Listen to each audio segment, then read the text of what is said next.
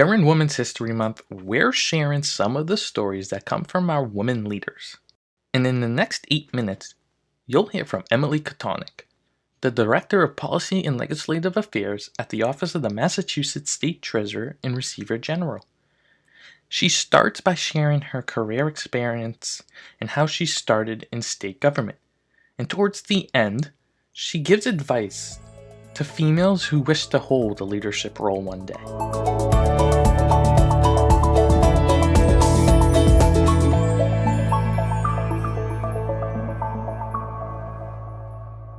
I fell into state government right out of college. I started as a very low level aide to a state senator, and I was immediately hooked. I loved it right from the start. And I did see that sort of the positions that I wanted to hold and what I really aspired to were going to require a higher degree. So I did choose to go to law school, always with the intent of returning to state government at some point. I graduated from law school. I took the bar. I expected to have this really glamorous and hard hitting policy job. And I started as a low level aide to a state senator, essentially full circle to where I had started. And I was, was initially really disappointed. I had this law degree. I felt like I wasn't using it because I was doing a lot of constituent services work. But honestly, it was the best thing that could have happened to me because by speaking with constituents, I really came to understand where their pressure points were and what issues they were facing on the ground level, and sort of where our government was doing a good job and where we maybe had some areas of opportunity.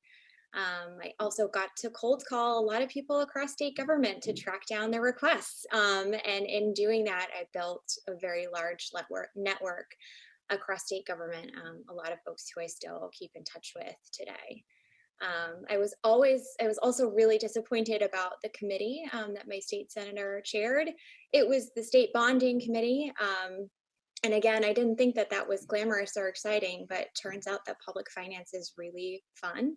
And I got to work really closely with the treasurer's office at the time, and came to really love the treasurer's office, sort of everything, the broad variety of activities that it undertakes. So I loved my work. I ended up working up to the chief of staff role. But at that time, my husband and I decided to have a baby, and state government didn't provide any maternity leave. So I actually jumped ship and I went to a small lobbying firm that did offer some paid parental leave, and I thought would kind of provide a little bit of a better balance for my family. I was wrong about that. And I missed state government pretty immediately. And so when I saw an opportunity pop up in the treasurer's office, which is kind of where I wanted to be all along, and for such a fantastic treasurer, I jumped at the opportunity. Emily, what is one critical challenge that women face both in society and the workplace that you hope to see change in the future? So having a baby is really hard, but it's something that women get to do. And for women in the workforce, I do think that it is a unique challenge. So as I mentioned, I actually switched jobs in order to have some paid parental leave. I only had 8 weeks. And I had my daughter 5 years ago now, which I can't believe, but she was premature and we were in the NICU, and it was a really challenging time. And in order to keep my job, I had to go back to work before I was really physically and emotionally ready. When I did go back, I actually found out that they had tried to take my title and my seniority away while I was on maternity leave, until they were reminded that that was actually illegal. It was a really challenging experience for me. And, luckily, I was able to navigate it and able to land someplace that does support, you know, the worker beyond the 9 to 5, and sort of recognizes the importance and the value of families in the workforce. And I think that even in that short time, that 5 year window, a lot of the attitudes about um, childcare and paid parental leave, sort of equalizing it amongst genders as well, which is really really important, they've already started to change. So now we have sort of a statewide leave program, which would have been pretty revolutionary at the time that I had my daughter. And so I think we're already starting to see some movement in that shift, and I really want to make sure that we're heading strongly in that direction. So, what do we need to change to face these challenges in the future?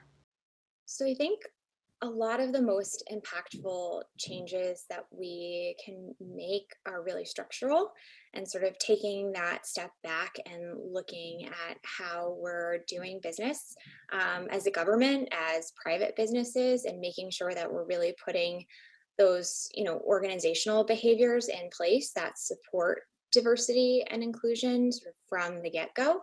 And I think, I've been really impressed. I've learned a lot at Treasury and sort of how to do that, and the way that we, conduct our interviews. A lot of times they're blind interviews, and we ask all of the candidates the same questions. They're really sort of simple structural changes that lead to a better result. What advice would you give to young women who want to pursue leadership roles? So don't give up. Every time you hear no, or you are redirected to a less senior role, let that sort of add fuel to your fire and propel you forward. I think we also hear a lot about your network and networking.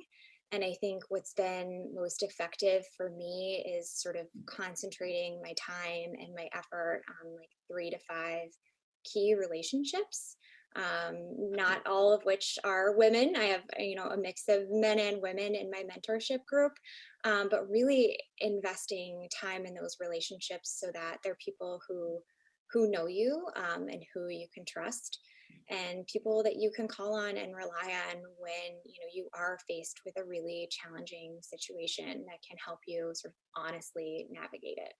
Emily, my last question for you is what can we do in society to create a gender equal world? Mm. So I think, like I said, a lot of this comes from making those structural and behavioral changes that sort of enable and enhance participation in society and in the workplace. I think where we sit right now, as we look toward a post-COVID world and a post-COVID recovery at some point, I think one of the best things that we can do is to really prioritize early education, and childcare and access to childcare. I'm concerned right now about that, pretty intensely. Our daycare is going to be closed until the end of June, and our workplaces may be open. And, luckily, we're in a position where we may have flexibility around that. And I have a partner who I can work with on that. But a lot of particularly hourly wage workers are not going to be in the same position. And I think, we're already seeing some women having to make the choice to voluntarily exit the workplace right now, and to exit the market to make sure that their children are cared for. And I think that as we look toward a recovery, we need to be really intentional about it and intentional about making sure that everyone is included in it.